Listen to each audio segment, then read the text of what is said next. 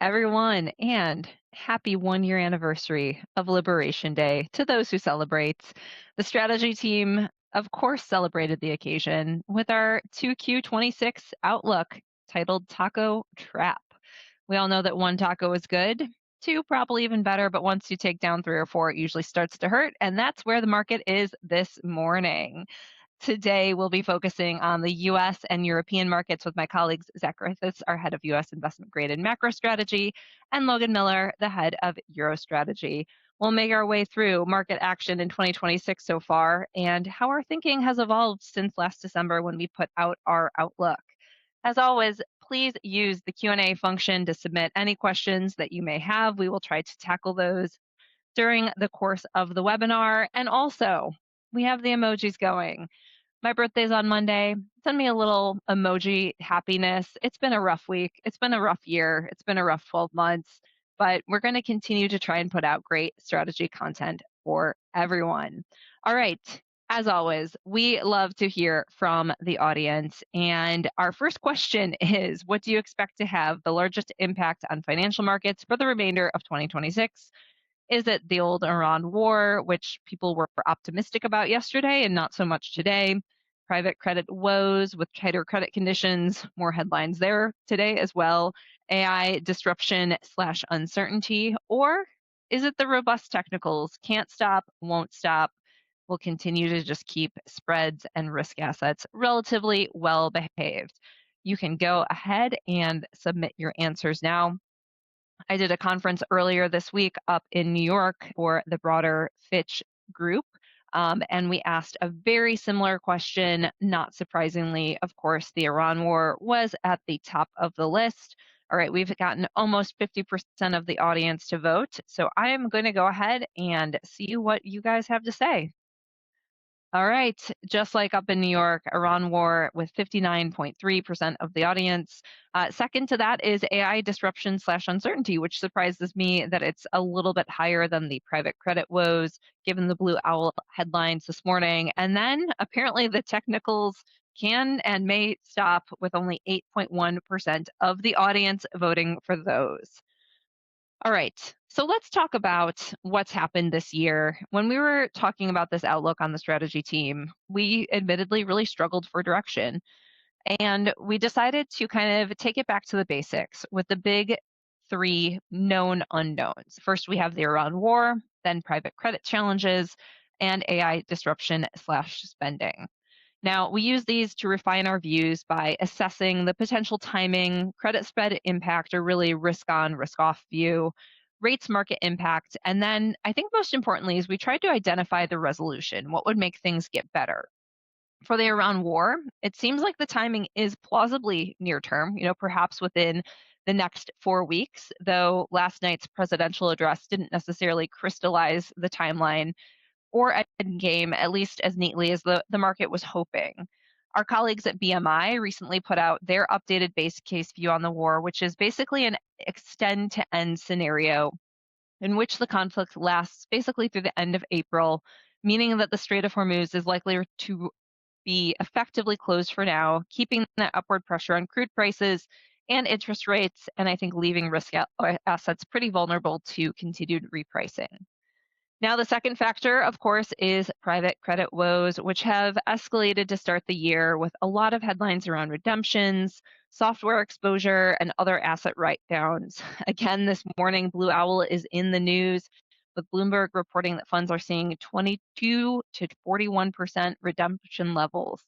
Now, these private credit woes are already weighing on some of the public market sentiment, with high yield and broadly syndicated loan market flows materially weaker this year, and the primary markets effectively shut down for software deals, and seeing some pushback on other deals, including 8 pulled loan transactions year to date, and challenges more recently with the Sealed Air LBO transaction, which is currently in markets.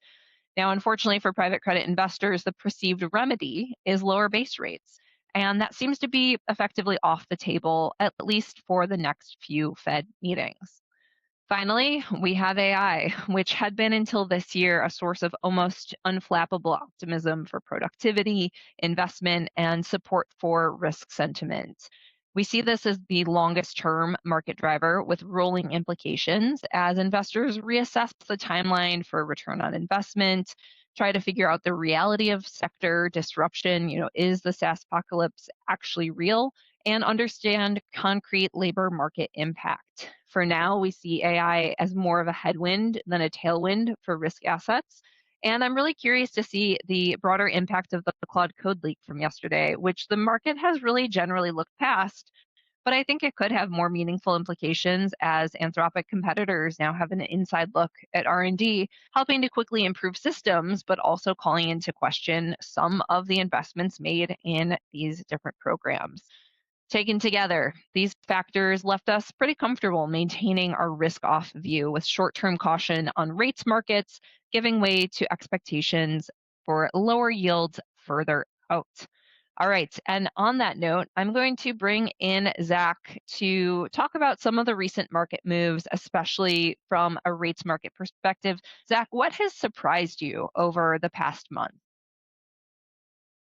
The biggest thing, Winnie, has been the substantial sell-off in government bonds, really looking at the long end of the curve and certainly the front end. We'll get into this a little bit more later, a substantial repricing of central bank expectations, which is really just staggering for those that haven't had a chance to look at that, given everything else going on. That's been a huge move. And I think it's interesting in the context of the move in 2022, which happened around the same time of year as Russia invaded Ukraine. So I think outside of the big uptick in oil prices, the clearest feed through to markets has been a sell off in government bonds at the front end and long end of the curve. And so to me, that indicates there's concern about inflation in the near term and potentially the policy path for many global central banks being higher for longer. And I think a lot of that has been overdone. You can kind of look at the magnitude of the moves on the left chart here, looking at UK gilts up 60 basis points in tens.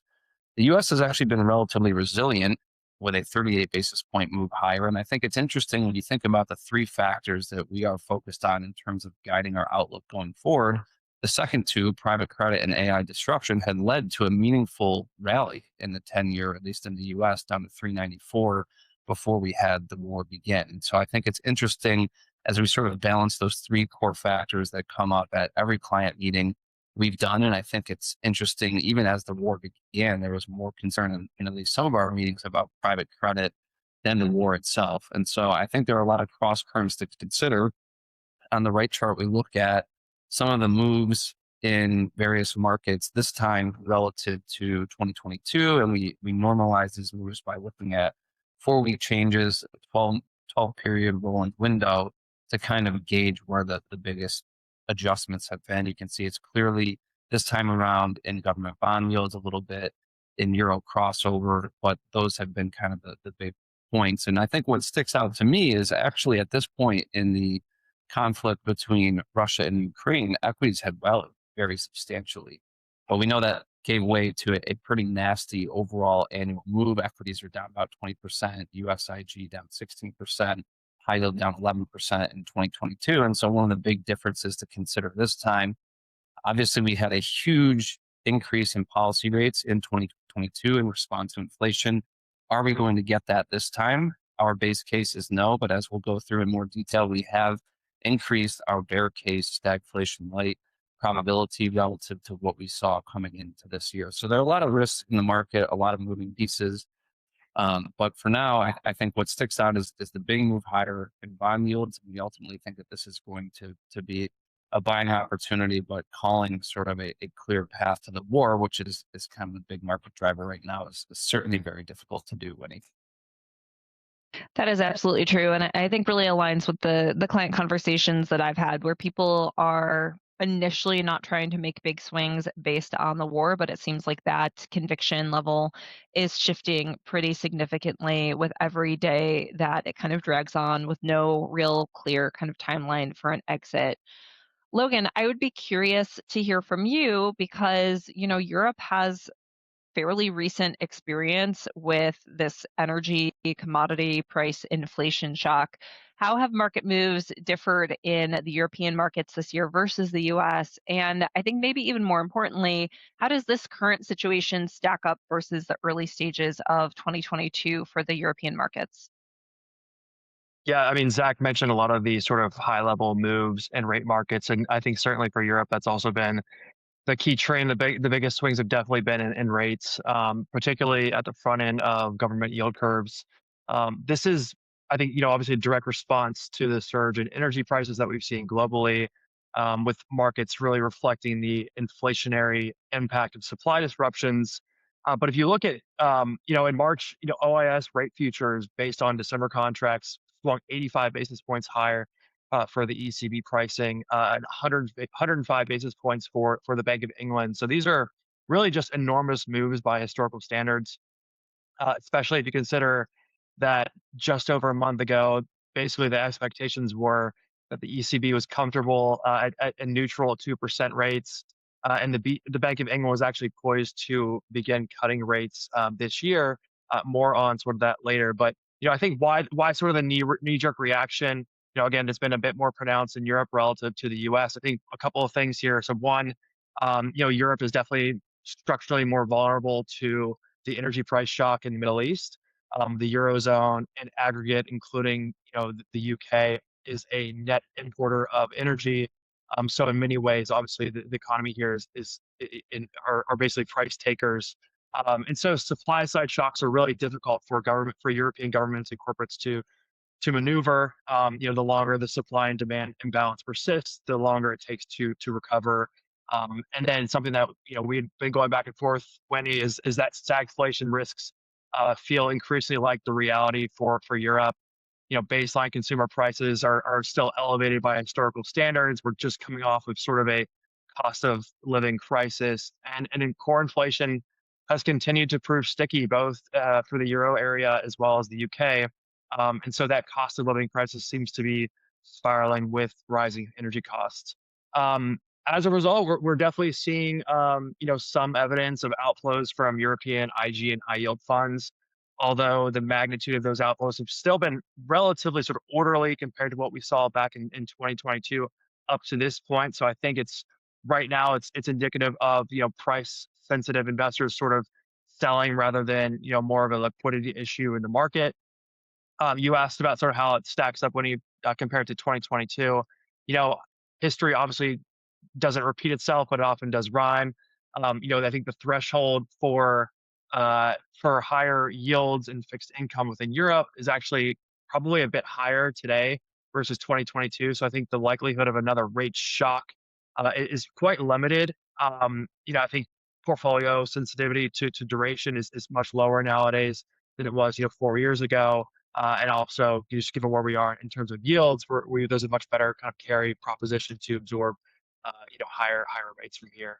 From an economic standpoint, in 2022, Russia was obviously the largest supplier of gas to Europe.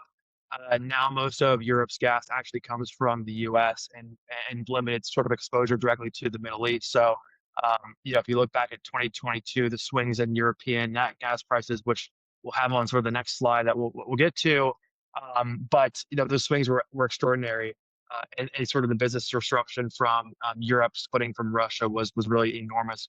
And I think that's less of a sort of business dynamic at present.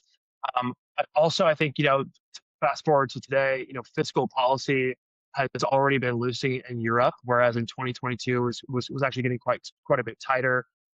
As we've said in the past, as it relates to German fiscal stimulus, we've seen that as more of a growth backstop rather than really a fundamental tailwind. But I do think the current situation represents an opportunity for that fiscal stimulus to potentially step in and sort of soften the blow from higher energy costs. This was again far more limited in 2022. And then as it relates to European credit, look, I think direct exposure of European issuers to the Middle East is relatively limited. Uh, you know, Companies within Europe have far greater ties to Asia and U.S. economies. And so sort of the slowdown we're seeing in terms of business within the Middle East is quite limited in terms of European exposure. And then European credits, particularly and IG, had already grown sort of accustomed to structurally higher borrowing costs compared to pre-2022. So I think less of a direct balance sheet impact, and so we're sort of seeing more resilience in terms of the move in secondary market spreads. So we've seen spreads definitely have cheapened, especially compared to the cycle tights that we hit earlier this year. But still, I think, trading kind of below where I'd see fair value, just given the sort of rapidly evolving energy security risks. But I think, again, we'll get into this, but I think the really key question is what the read-through is to consumer demand longer term. Yeah, it's been interesting that so far the demand destruction component of all of this has not been, fully kind of priced into markets or really discussed that much with any real substance.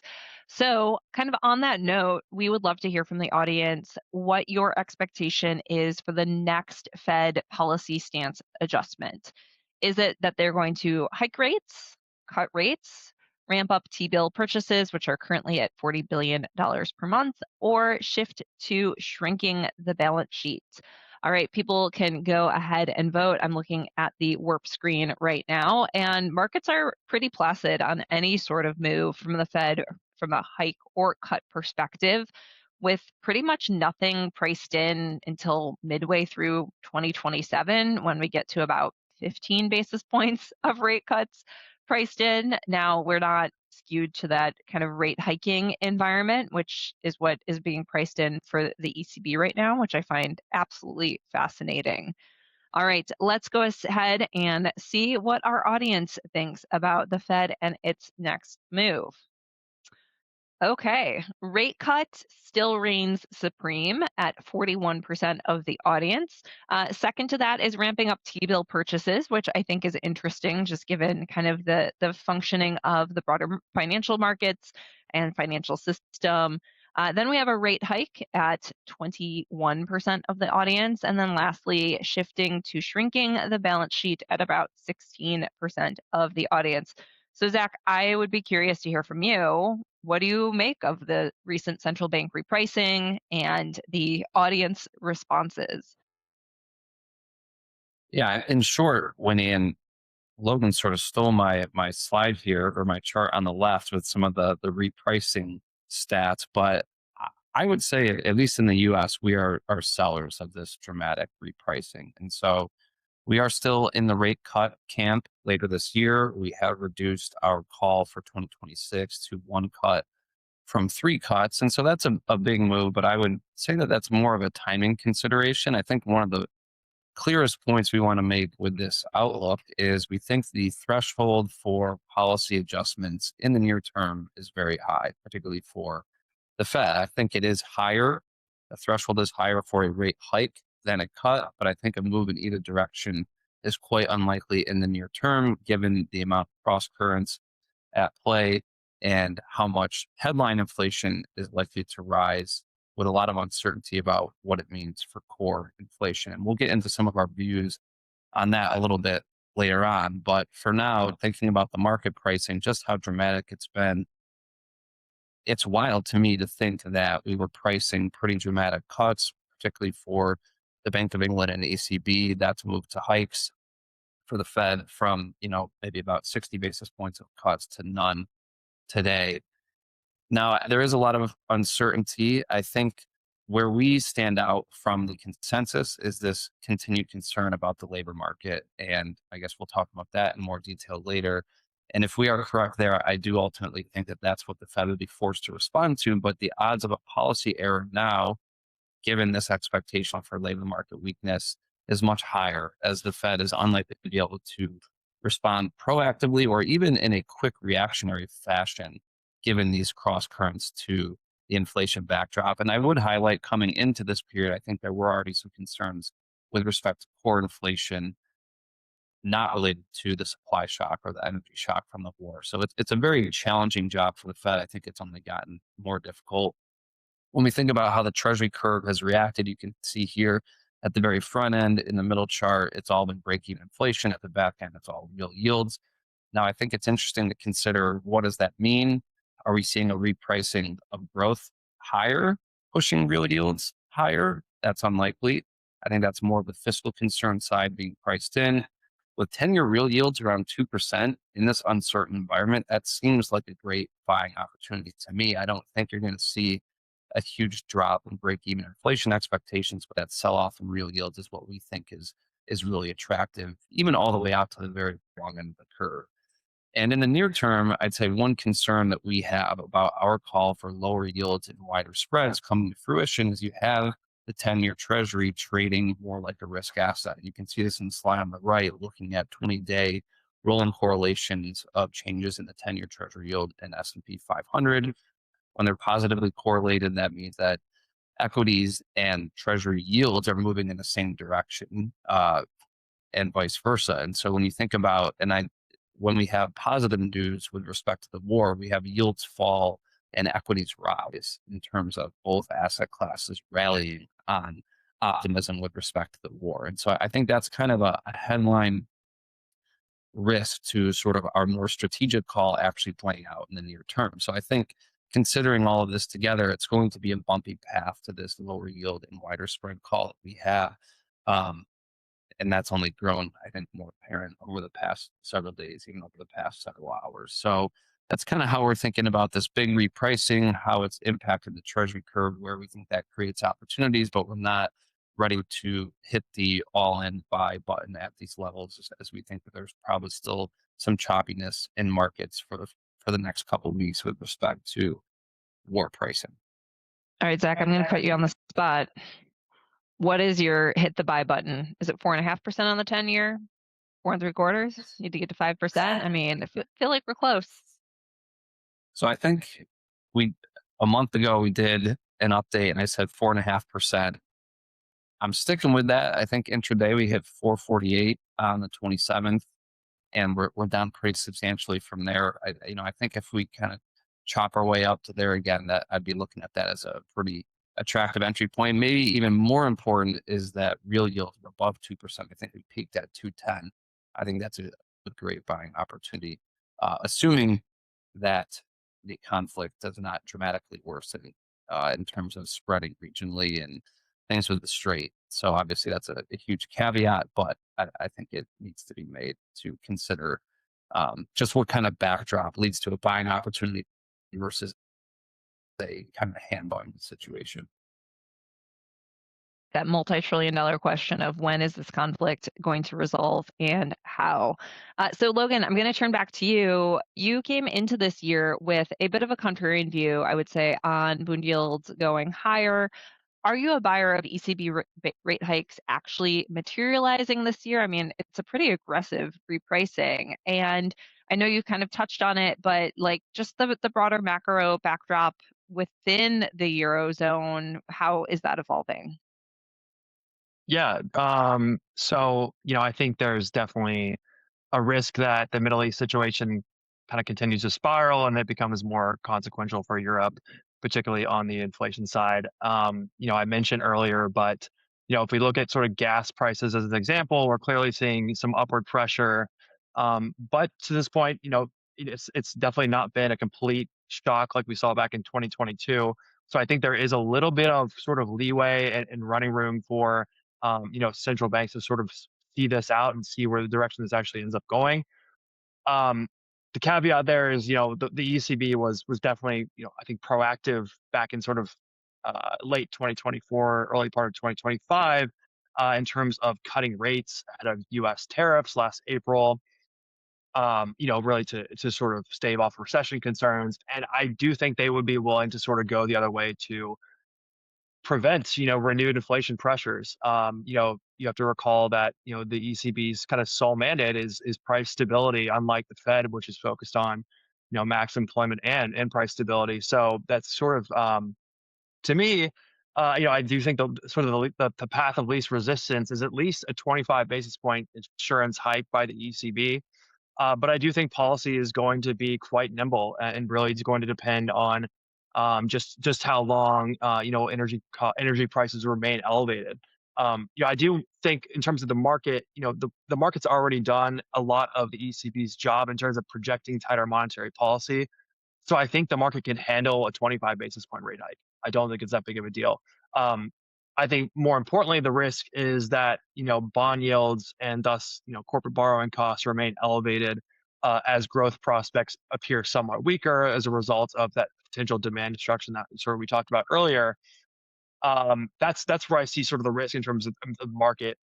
The other point I would make is that sort of counterintuitively, this situation could kickstart Europe's impulse to sort of rapidly increase defense, technology, and infrastructure spending, which I think has been quite a bit on hold over the last 12 months.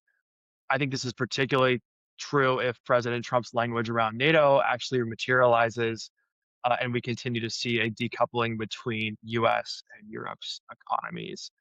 So that's kind of what I'm looking out for. I do think sort of the path to least resistance is probably higher for longer European government bond yields. We'll talk about sort of our forecast in terms of year-end targets as well as sort of potential scenarios later on this call. But definitely, I think room for some increased fiscal spending, and thus higher expected government bond issuance, which keeps a floor on rates and potentially continues to put some upward pressure, particularly on the further at sort of the longer end of the curve. Um, Lastly, I would just mention, I think right now it's really kind of a guessing game in terms of how this impacts the consumer. I mean, higher energy costs are sort of likely to weigh on already kind of weak sentiment. I do think there's some risk around business spending plans as well as capex. You already have sort of tariff back and forth. Now you have this sort of issue. Certainly, I think that's not good for sort of longer term business expenditures. And then last thing I mentioned is that I think there's probably some potential that we start to see more aggressive sort of M&A perhaps down the road if dust settles. I do think equity valuations are obviously a bit lower than they were pre March, and so perhaps we start to see more of that sort of coming to fruition in the coming months. I think it's been on hold for the last couple of months or so.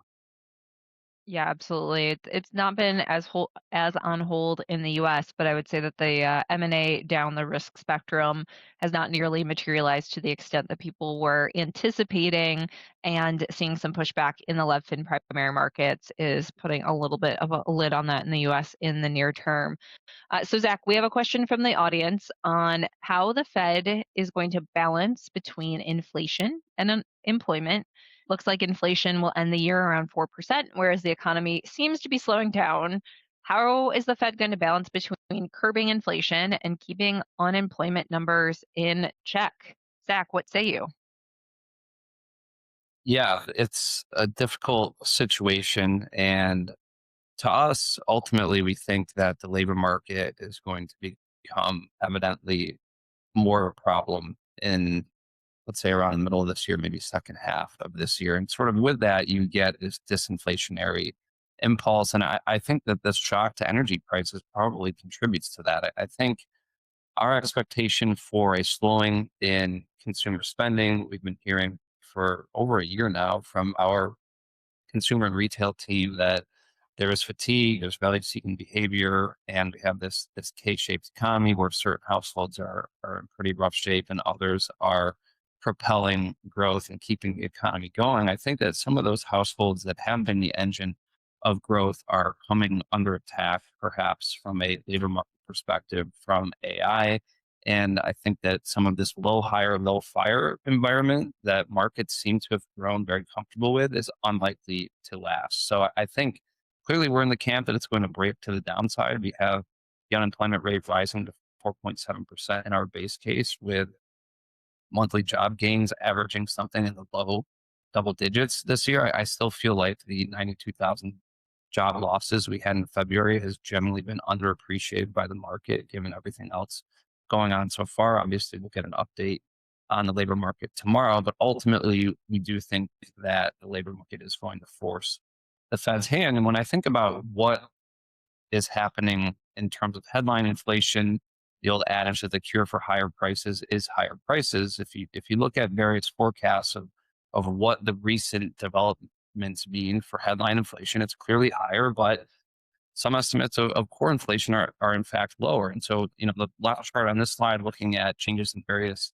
energy prices, I think this big hit to retail gasoline is going to have a negative impact on consumer discretionary income and their ability to spend other places. At the same time, you still have tariffs that are elevated and probably have not largely worked their way through the system, whether that be the macro data and CPI and PCE or even earnings data as measures were taken to prevent that impact back in the first quarter of 2025. So I definitely empathize with the Fed that needs to keep its eye on inflation in the near term. I think it's interesting to consider the repricing of inflation swaps is now higher over a longer run perspective than what we saw during Liberation Day, but more or less similar in the near term at around 3.3% over the 1 year period.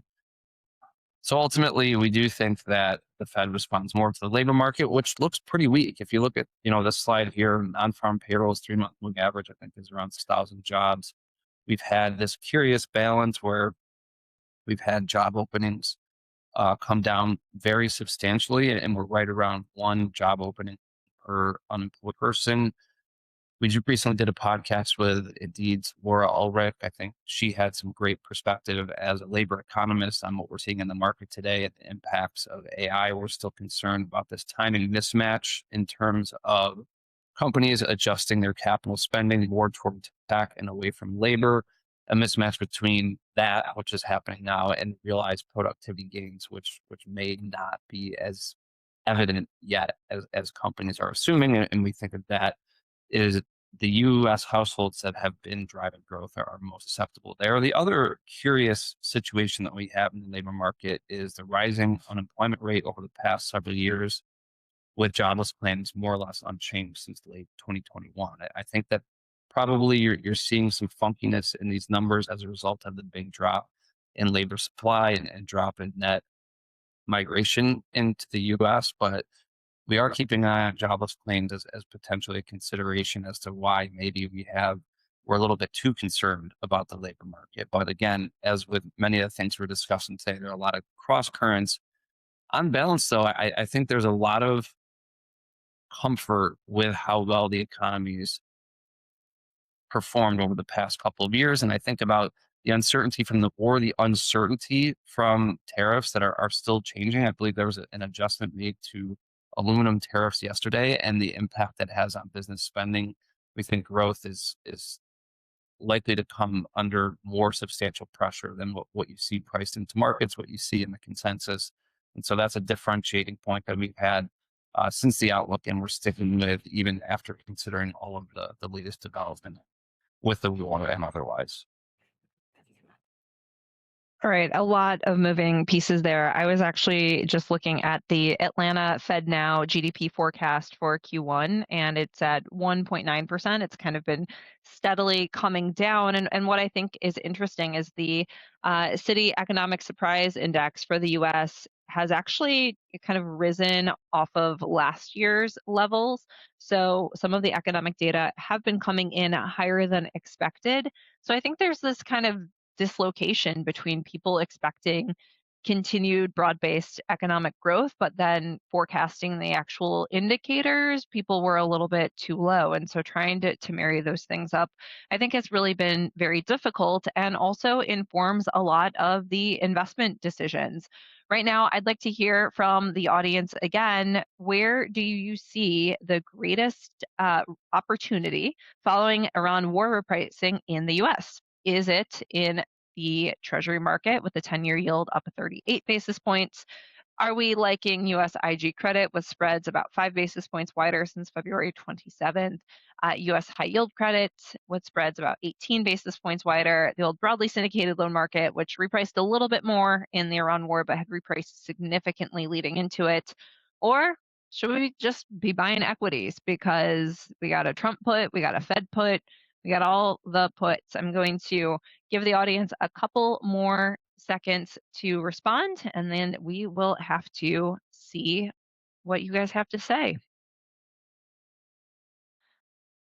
All right, here we go. All right. So we have the old barbell strategy going on right now with exactly 43.5% of the audience saying treasuries and another 43.5% of the audience saying equities. Love that. In the middle, we have U.S. high yield credit at 5.8%, IG, not a lot of love there at 4.3%, and then the broadly syndicated loan market is last on the list.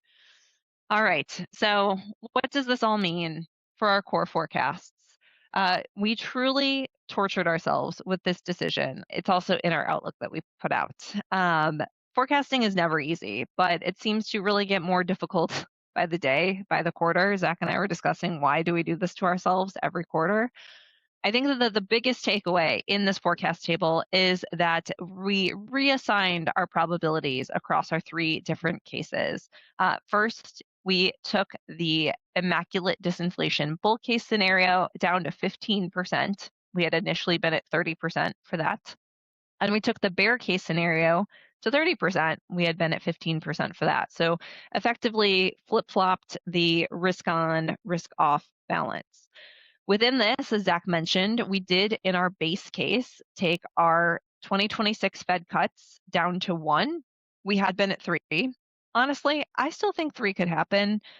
I think the Fed's on hold for the foreseeable future. All these inflation distortions are going to be quite difficult to manage. It feels a little bit like a repeat of last year, where everyone is expecting reacceleration of inflation in the near term, and in the back half of the year, do we actually kind of see the labor market and growth start to peter out a little bit? In our bull case scenario, we now have no cuts from the Fed. We had initially had 1, but I would say in the bull case scenario, you need inflation to come down and the labor market to stabilize in order to reach those levels on a credit spread perspective. It's a much more difficult path at this point. In our bear case scenario, we now have 3 hikes in 2026 that is down from 5 initially. So we did temper some of our spread expectations. On the rate side of things, for our bull case forecast, we recast our rates views a little bit higher across the curve. Notably, we took the 10-year to 4.25%. Really kind of helps underpin that bid for yield. In our base case, we also upped our yield forecasts a little bit. The 10 years now at 3.75. That was at 3.5%. And then in the bear case, we actually tempered our rates views a little bit with the 2-year at 4.5% and the 5-year at 4.75%, down from 4.75% and 5% respectively.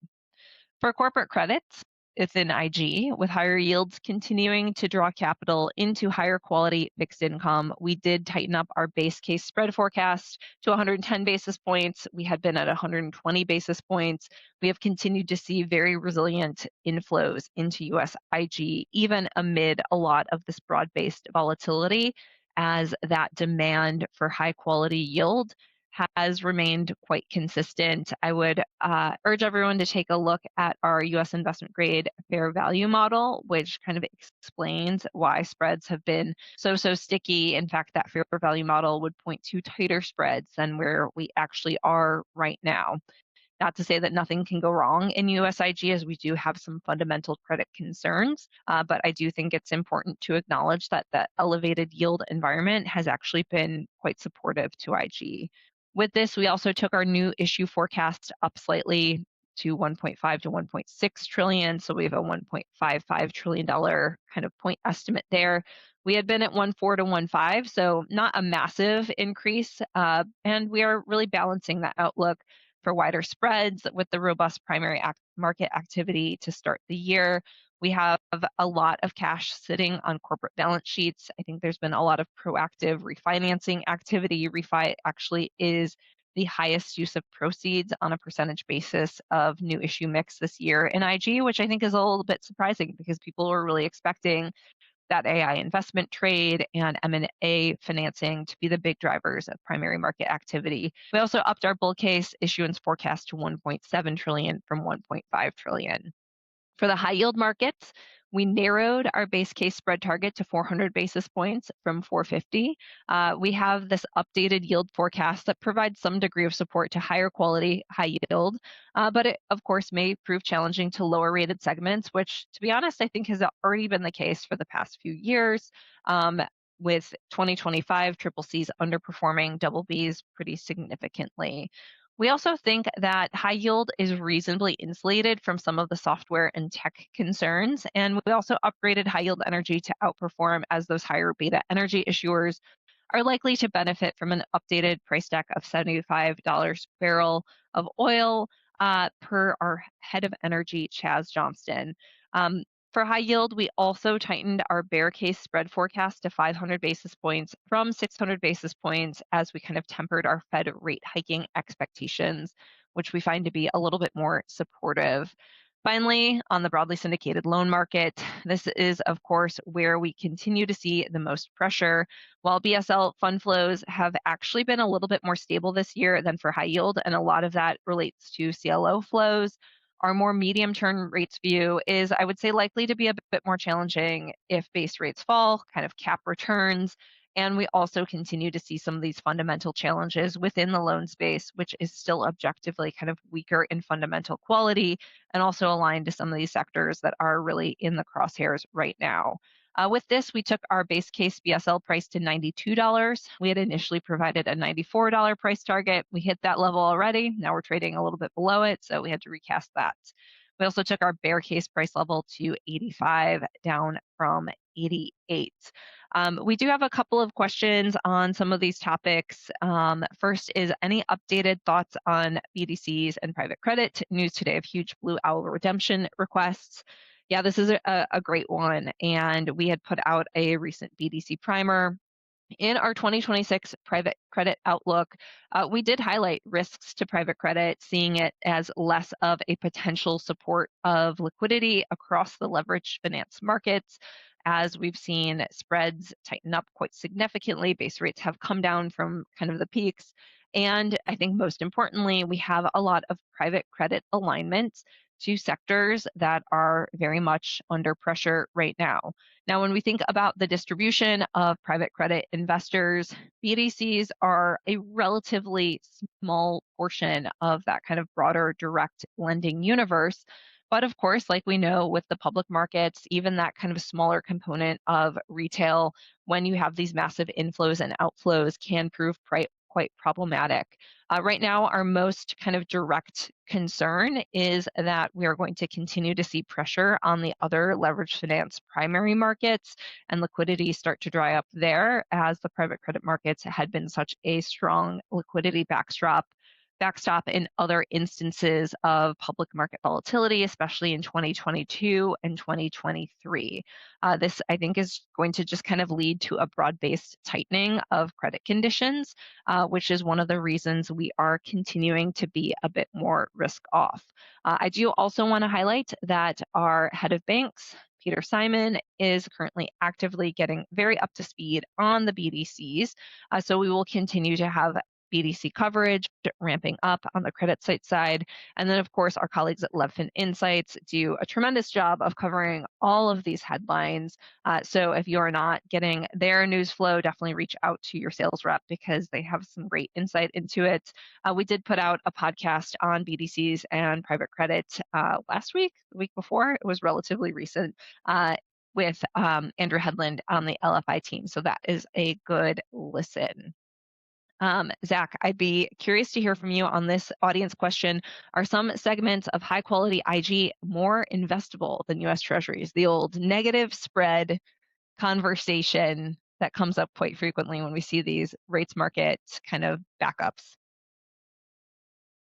No, but maybe I will spoil one of my answers for later on, thinking about, where there might be opportunities in this market. I was looking at the recent move in front end US IG credit spreads. I think they're about 12 basis points wider following the war. I think that that's probably a nice entry point opportunity from an excess return perspective, relatively safe, especially in our base case for wider spreads. We think that that's kind of more of a decompression move, and particularly further out the curve. So, we're not in the negative spread broadly camp, but I do think that there are probably some attractive parts of the US IG market, like the front end.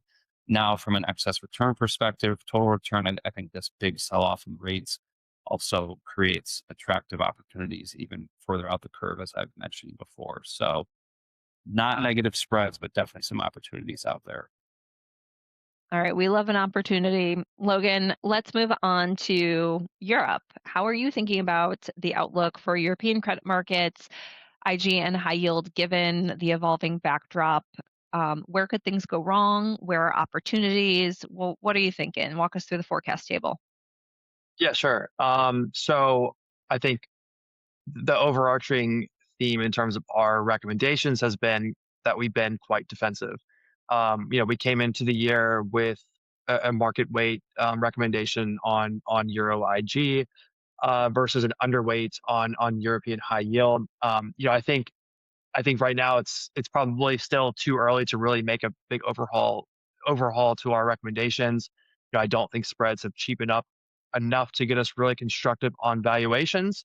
And I think the risks in terms of the Middle East are asymmetrical with more downside potential from an excess return standpoint than upside. So I think overall we're recommending, continuing to use pockets of strength to move up in quality. I think the volatility is going to remain elevated. I mentioned earlier, rates have been the big driver of vol across Europe over the past month. And that kind of makes me a bit nervous about, potential for spreads to really move in sympathy with that.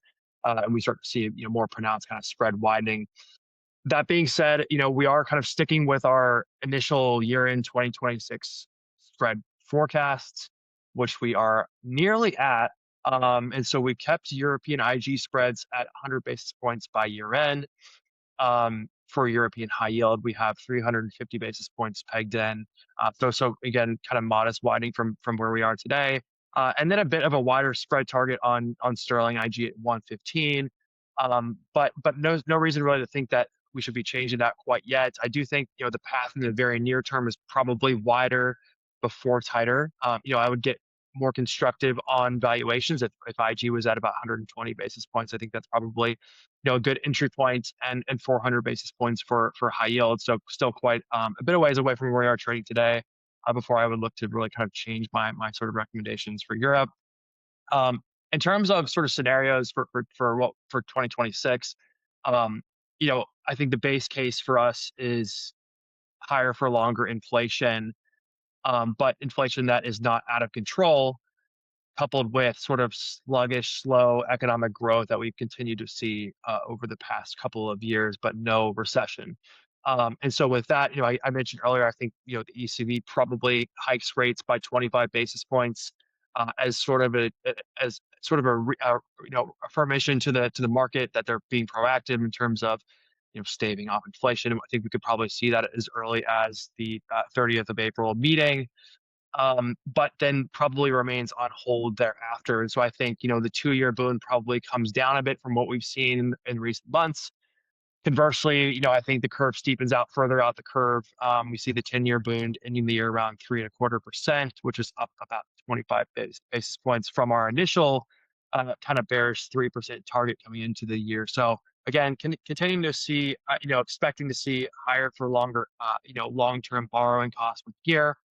Um, in our sort of bull case scenario, and this is really a Goldilocks scenario, and we actually took down our probability to 20% for our bull case to play out. We had that at 35%, earlier this year. So kind of a similar move, Winnie, that you made on that you and Zach made on the U.S. side in terms of taking that bull probability down. I think the Goldilocks scenario is really one of a military off ramp in Iran. Energy flows are turned back on, and then in sort of a lofty scenario for Europe where we see a potential ceasefire between Russia and Ukraine down the road. I think that would be certainly a jolt for spreads to move tighter. But again, I think that's kind of the lowest probability outcome as things stand today. Now, where things could go wrong. So in our initial forecast table heading into the year, we really had a recession as the key bear case scenario for 2026. We've actually changed that quite a bit here. We've actually just gone with a full energy shock, um, sort of like we saw back in 2022. In that scenario, I do think that rates move before spreads. sort of mirroring the trend that we've seen over the past month. I do think the ECB in that case is forced to really tighten policy quite aggressively, because inflation is proven to be much harder to break, um, despite without really kind of causing recession. So if the ECB is forced to really hike rates once again, I do think the risk of potential recession down the road. That's when you start to see spreads really move considerably wider from where we are today. And so that's what we're looking at for sort of our bear case scenario. Um, we do have 10-year boons moving even higher in that case, actually, which is a bit counterintuitive in sort of a recessionary like scenario. I do think that fiscally constrained economies continue to sort of run into trouble, and that sort of down and sort of that adverse scenario. I'm looking at kind of France and Italy as being the key pockets of risk when it comes to fiscal issues. And there's also, a risk with that, Russia decides, it wants to really kind of squeeze Europe from an energy standpoint ahead of the December 31st kind of target for Europe to phase out LNG imports from Russia entirely. So if Russia sort of makes a move earlier, it could actually, kind of exacerbate the energy issues that we're already sort of facing in Europe. So again, in that scenario, we would expect to see decompression. It's really been a quite a strong run for European credit over the last couple of years. If we do get a kind of a real sustained energy shock, I think that run's probably over, and we see some pretty widespread decompression across markets. And I think bad things tend to come in threes. So higher rates, higher inflation, and higher unemployment, I think is really kind of a bad scenario for corporate credit. Um, I hate to leave it on sort of a negative note, but I think that's how we're thinking about where things could actually go wrong from here. But obviously very much dependent on a very fluid situation with not a lot of clarity at this point. I mean, Logan, it wouldn't be a credit outlook if we didn't leave it on a negative note. If people want Very wrapped up true. on positive notes, you can listen to equity Yeah, outlooks. This is what we do in the world of no credit. doubt. All right, to start to wind down the webinar, we have one more audience polling question, which is, where do you see the greatest opportunity following Iran war repricing in Europe EM? We have boons, Euro IG, Euro high yield, EM IG sovereigns, EM high yield sovereigns, European equities, or EM equities, which were truly the darling of 2025 and to start 2026. And man, that has reversed quite significantly. All right, while people are voting, I am going to attempt to get through some of the audience Q&A that has come in. So, Zach, I think that these two kind of go together. Treasury market's been concerned around inflation from elevated oil prices. What are we watching for in the market to potentially become more concerned with growth on demand destruction if the war drags on longer than anticipated? On the flip side, what would you expect to happen with rates, spreads if victory is announced? And also, what are your thoughts around a U.S. recession at this point? All right, a lot of good ones there. So what I'd be watching for in terms of the concern shifting to growth is more of a full flattening of the curve. And this is probably going to be difficult to discern with all the various factors at play today. But I'd be looking at that as kind of a shift in tone, as moving more toward those growth concerns. Our thoughts on recession, looks like the Bloomberg consensus is around 30%. It seems to bounce between 25 and 35% without much of a substantial move. Instead of making a recession call, I would say I think there's a much higher probability that the Fed makes a policy error given all of these various cross currents and is unable to basically respond to weakness in the labor market as quickly as it might otherwise want to. So I guess in the sense that that increases the probability of recession, we certainly think it's increased, and we try to signal that with the increase in our bear market scenario relative to our bull market scenario. Did I miss anything? I think you got through a lot there. Also, please don't forget to vote for your response for this last question on greatest opportunity following the war repricing. in Europe/EM. All right. In order to kind of wrap things up, Zach, I know that you already kind of previewed your top opportunity for 2Q 2026. Do you want to just recap where are you telling investors to go right now? Front end of the IG curve from a spread perspective, and really like that 2% real yield entry point on the 10-year. All right, Logan, how about you? What's your top opportunity for the second quarter of 2026? Yeah, so top opportunity for 2Q, I think it's going to be in the primary markets.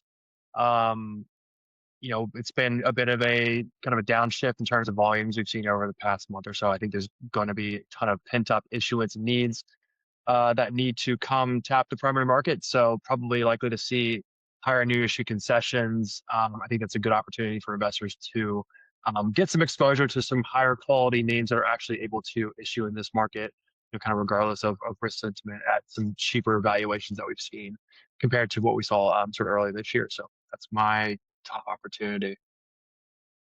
Love that primary market buy recommendation. We actually did an analysis of US primary market outperformance for investment grade relative to secondaries, and it is quite significant. So if you can tap into that liquidity. I also want to note that in our new issue recaps on a monthly basis, we provide our top picks in the primary market for what has come in the most recent month.